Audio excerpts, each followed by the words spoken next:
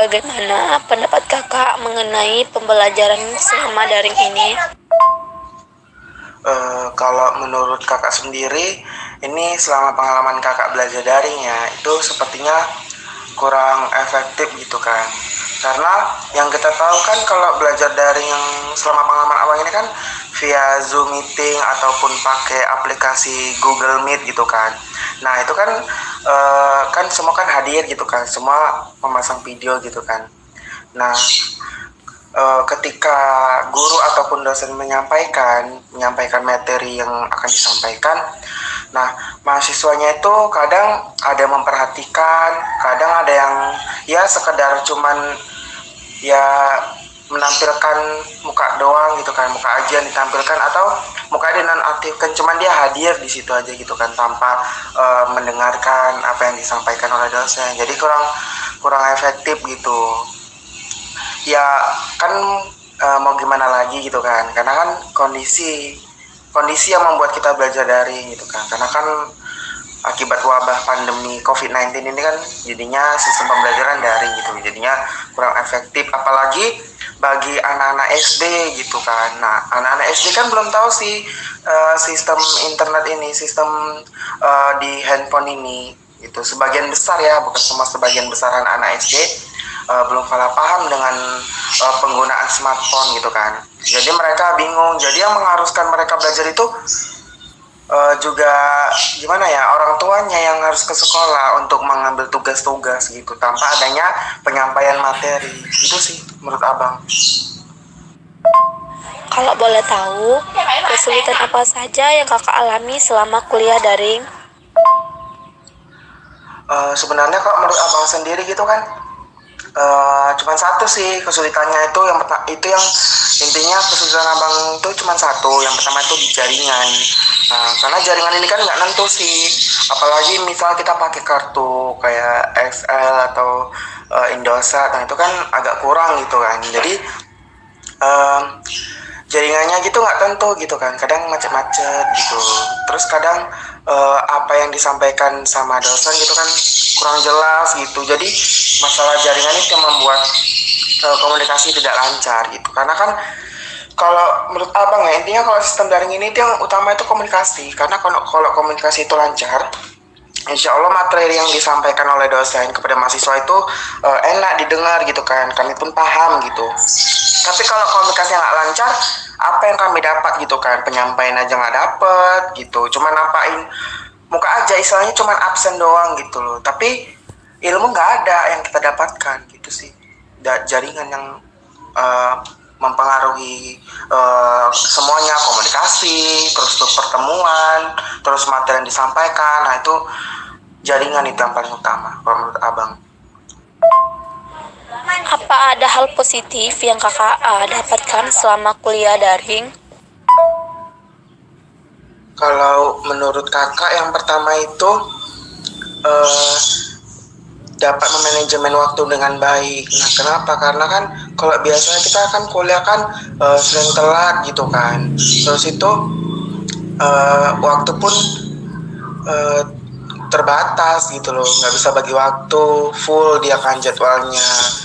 Itu nggak bisa kumpul sama kawan-kawan. Terus eh, pengerjaan tugas pun istilahnya berat-berat gitu loh kalau misalnya offline gitu. Nah kalau online ini kan dosen kan malas sih, ibaratnya lama-lama gitu loh di Zoom meeting itu, jadinya dipersingkat gitu loh, langsung ke intinya, langsung ke pematerinya, terus langsung bagi tugas. Nah tugasnya pun tidak terlalu berat dan tidak terlalu sulit gitu. Jadi itu yang pertama. Nah kalau yang kedua itu uh, penerapan materinya gitu. Penerapan materinya mudah gitu. Karena kan kalau offline ini kan kalau ngasih tugas, nah itu istilah kan susah gitu loh dikerjain, apalagi tugasnya tuh mini riset gitu kan. Nah itu kan perlu studi kasus ke kantor-kantor ataupun ke perusahaan-perusahaan gitu loh. Terus mahasiswa juga nyari bahan materi sendiri gitu di perpustakaan ataupun gimana gitu kan. Tapi kalau offline, kalau online ini, nah itu tadi offline. Kalau online ini menurut abang, nah online ini dia dosen materinya itu dari dosen gitu. Jadi dosen menyampaikan materi kepada mahasiswanya via Zoom meeting itu tadi. Jadinya ya mahasiswa tidak perlu repot-repot lagi ke perpustakaan. Jadinya dosen juga udah langsung bagi bahan materinya gitu. Lalu tinggal menyampaikan apa isi dari materi tersebut gitu sih. Nah, kalau yang ketiga itu dia di komunikasi. Nah, ini yang ketiga itu menurut abang tuh melatih komunikasi gitu loh. Karena kan kalau Zoom meeting ini kan kebanyakan dosen itu kan bertanya kepada setiap mahasiswanya. Nah, sedangkan kalau kita kuliah offline itu paling menjelaskan aja gitu, habis itu ngasih tugas. Adapun pertanyaan itu dari kita gitu, bukan dari dosen. Kalau online ini pertanyaan itu dari dosen. Nah, kita ditanya satu-satu gitu. Nah, itu juga melatih komunikasi itu bagaimana, jadi dosen itu bisa menilai seberapa besar tingkat kecenderungan komunikasi kita itu lebih baik atau tidak baik gitu. Itu sih. Mohon maaf.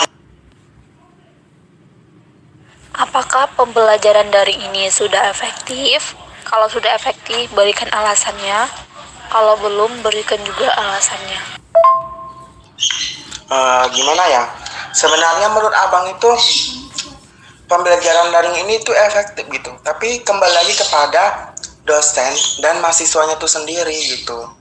Jadi kalau misalnya dosen itu kan ada nih salah satu dosen, tapi nggak bisa disebutkan namanya gitu kan, nggak nge-zoom tapi cuma ngirim absen doang sama ngirim tugas gitu, jadi nggak ada materi yang disampaikan, jadi kami pun nggak dapat apa-apa gitu. Ada juga dosen yang dia minta Zoom meeting, tapi kan kalau nggak ada peraturan tersendiri itu kan, mahasiswanya tuh jadi suka sekatinya ya masuk aja, cuman kan mikrofon dinonaktifkan, kamera dinonaktifkan, jadi ibaratkan HP itu jadi radio gitu, cuman dosen yang menyampaikan. Assalamualaikum Siti, selamat siang. Sebelumnya maaf ya mengganggu waktunya. Di sini saya ingin mewawancarai Siti masalah pembelajaran daring ini. Apakah saya boleh mewawancarai Siti? Waalaikumsalam warahmatullahi wabarakatuh. Boleh. Bagaimana pendapat Siti mengenai pembelajaran daring ini? Kalau menurut Siti ya, pembelajaran daring ini ada sisi positifnya dan ada sisi negatifnya. Sisi positifnya itu kayak misalnya kita yang tadinya kurang memanfaatkan teknologi, jadi sekarang karena daring harus semaksimal mungkin menggunakan teknologi gitu. Cuman sisi negatifnya ya seperti pembelajaran daring ini kurang bisa dipantau sama dosen atau pengajar gitu. Kayak misalnya dosen kan nggak tahu mahasiswanya itu semuanya mengerjakan atau tidak, hanya absen-absen doang mungkin, atau kayak pembelajarannya itu muridnya itu ngerti atau tidak, seperti itu. Jadi menurut Siti kurang efektif untuk pembelajaran daring.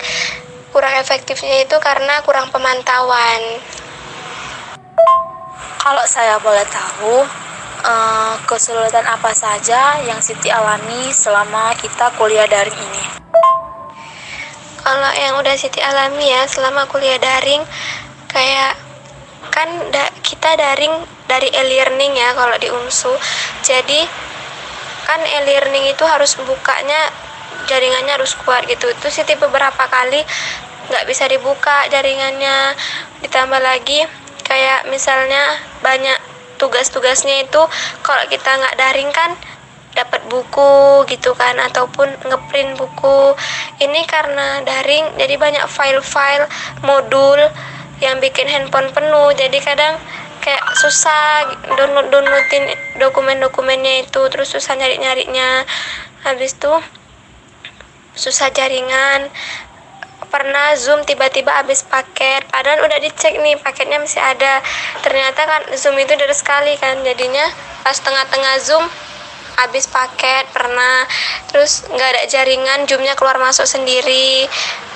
Pokoknya kayak gimana ya, ada beberapa dosen yang memaklumi, tapi ada beberapa dosen juga yang kurang memaklumi gitu, kayak misalnya mutlak gitu. Bagi Siti sendiri, apa ada hal positif yang Siti dapatkan selama kuliah daring ini?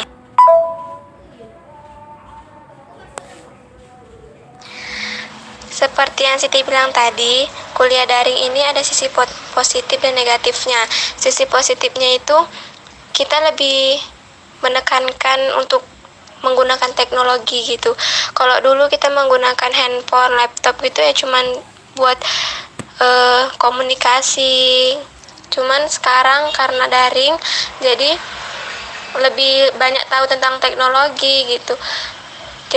Jadinya kayak misalnya Zoom gitu. Dulu kan kita nggak ada Zoom, nggak, paling cuma video call. Sekarang Zoom bisa banyak orang. Jadi lebih masuk ke era 4.0 gitu.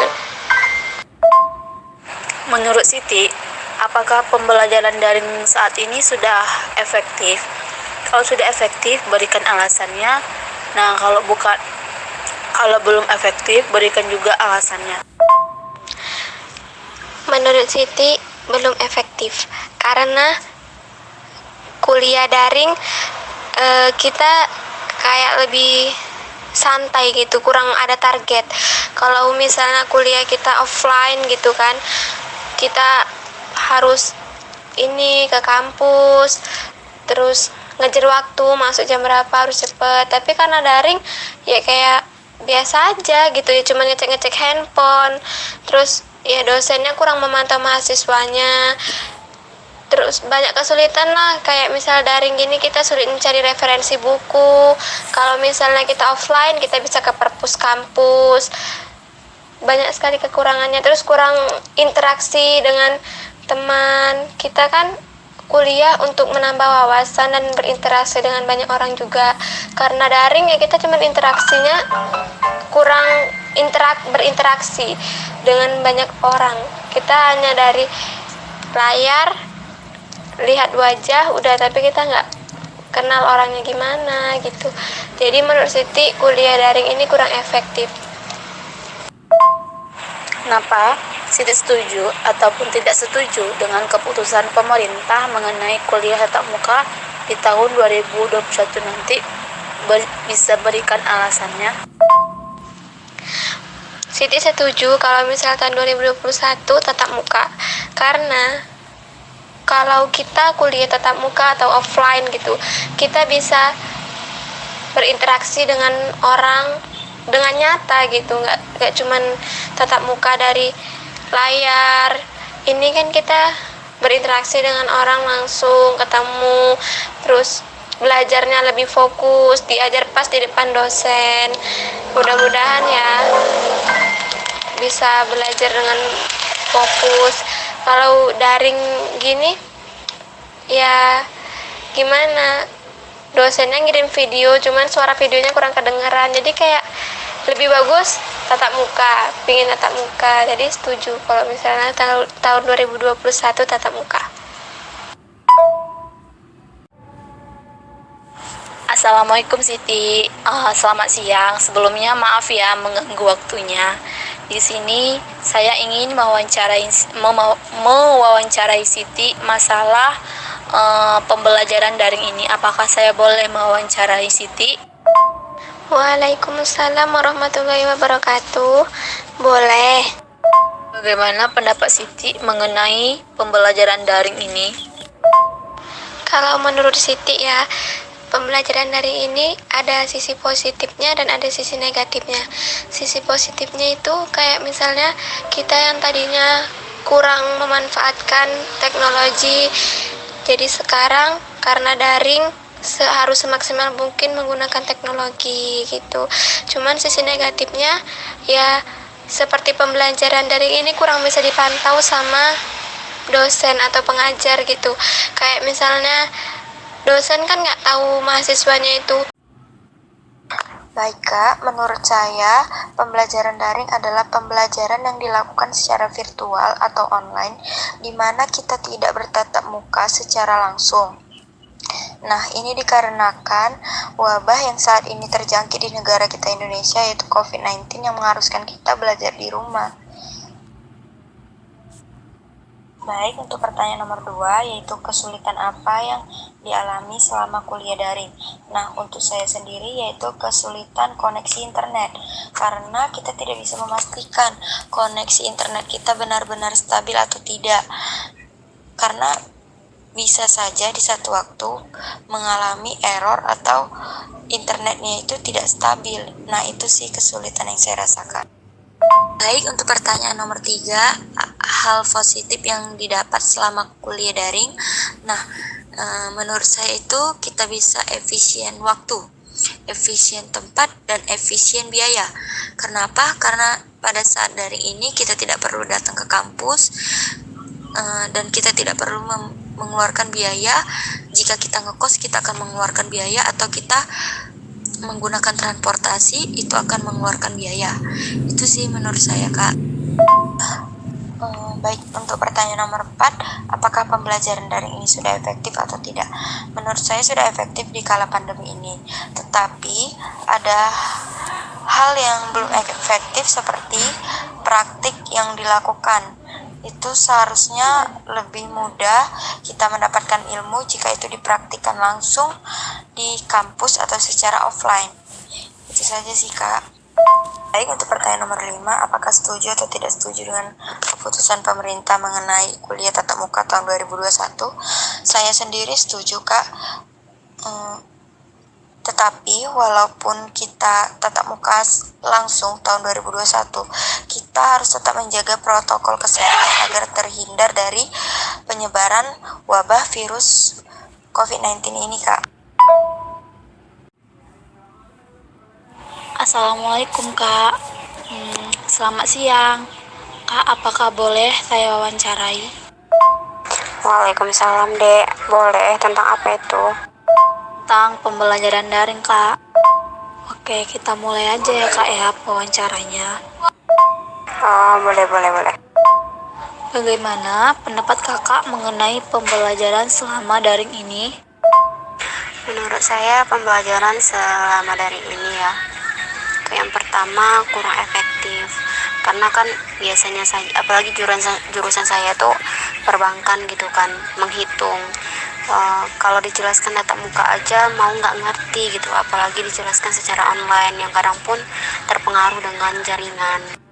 Kalau boleh saya tahu, kesulitan apa saja yang Kakak alami selama kuliah daring ini? Kesulitan yang dihadapi selama daring ini sih, pertama komunikasi dengan dosen ketika pembelajaran online, terus juga ketika mengirim tugas juga susah terkadang karena jaringan ini gitu. Bagi Kakak sendiri, apa ada hal positif yang Kakak dapat selama kuliah daring ini? Ada juga hal positif yang saya dapatkan ketika daring ini, itu hubungan saya pribadi dengan dosen atau saya dengan kawan-kawan itu lebih akrab, karena kan kalau ada tugas gitu langsung ditanya gitu, langsung di chat japri gitu kan, ditanya kayak gini gimana, ini gimana gitu kan. Jadi kayak hubungan komunikasi saya dengan dosen dan saya dengan kawan-kawan lainnya juga lebih bagus gitu. Apakah pembelajaran daring ini menurut Kakak sudah efektif? Kalau sudah efektif, berikan alasannya. Kalau belum, berikan juga alasannya. Kurang efektif juga, karena pertama itu masalah ketika dosen menerangkan jaringannya macam-macam, terus ketika mengirimkan tugas gitu kan, jaringan juga kadang bermasalah. Misalkan nih kita mau ngirim tugasnya dikirim dalam 2 jam lagi gitu kan, nah pas kita ngirim tuh kayak susah terkirim, jadinya tugasnya itu telat ngumpul gitu.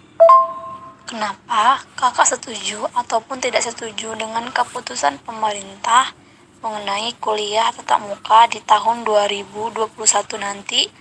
Bisa Kakak berikan alasannya? Sebenarnya sih keputusan pemerintah, berarti kan di situ pemerintah sudah memikirkan gitu kan, sudah mengevaluasi juga, makanya pemerintah bisa menerapkan keputusan daring atau tidaknya gitu kan.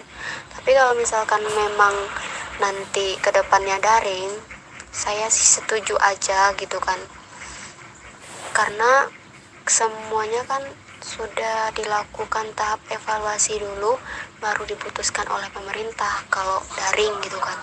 Tapi sebenarnya kalau bisa saya berpendapat, 2021 pada saat tahun baru itu lebih baik kuliahnya tatap muka, karena pada kenyataan yang sekarang ini saya lihat, COVID-19 pun sudah reda gitu, kayaknya sudah nggak ada lagi gitu. Kalau bisa ya tetap tatap muka. Assalamualaikum. Waalaikumsalam. Maaf ya nih sebelumnya mengganggu waktunya. Di sini Dinda mau mewawancarai Nisa, apakah boleh? Iya, boleh, silakan Dinda. Baiklah, terima kasih. Oke, kita masuk ke pertanyaan yang pertama. Bagaimana pendapat Anda mengenai pembelajaran selama daring ini? Menurut pendapat saya mengenai pembelajaran daring ini ada baik dan tidaknya. Dalam hal baiknya itu menurut saya dalam pembelajaran daring ini berhubung dengan fasilitas yang terbatas, kita bisa seperti misalnya saat dosen memberi materi, dan ada beberapa juga dosen yang mungkin tidak menjelaskan materi secara detail atau jelas. Jadi di sini kita dituntut untuk mencari tahu sendiri tentang materi yang kita pelajari, sehingga menambah wawasan kita, juga membuat kita lebih mengingat materi yang diberikan oleh dosen tersebut. Dalam hal yang tidak baiknya, ya seperti terbatasnya fasilitas dalam hal jaringan, khususnya misalnya jaringan paket internet, yang mungkin nggak semua orang mampu untuk membeli paket internet di tengah pandemi ini, yang dimana proses daring ini pasti berlangsung lama, sehingga untuk pembayaran internet juga pasti lebih banyak untuk pengeluaran dalam hal paket internet tersebut.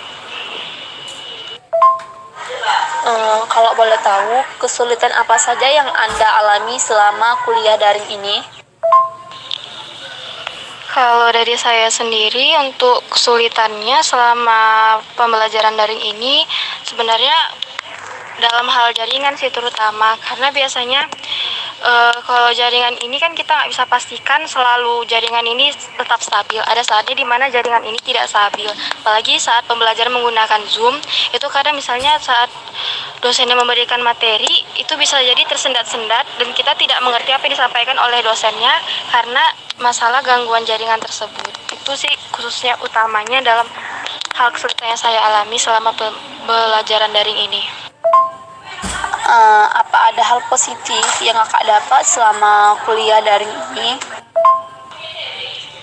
Untuk hal positifnya yang saya dapat dari pembelajaran daring ini, ya seperti saat dosen memberikan materi dan kita dituntut untuk mencari tahu materi yang dipelajari, itu sebenarnya salah satu cara di mana kita bisa memperluas wawasan ilmu pengetahuan kita dengan cara mencari tahu sendiri, misalnya di artikel-artikel ilmiah atau bisa kita browser di internet.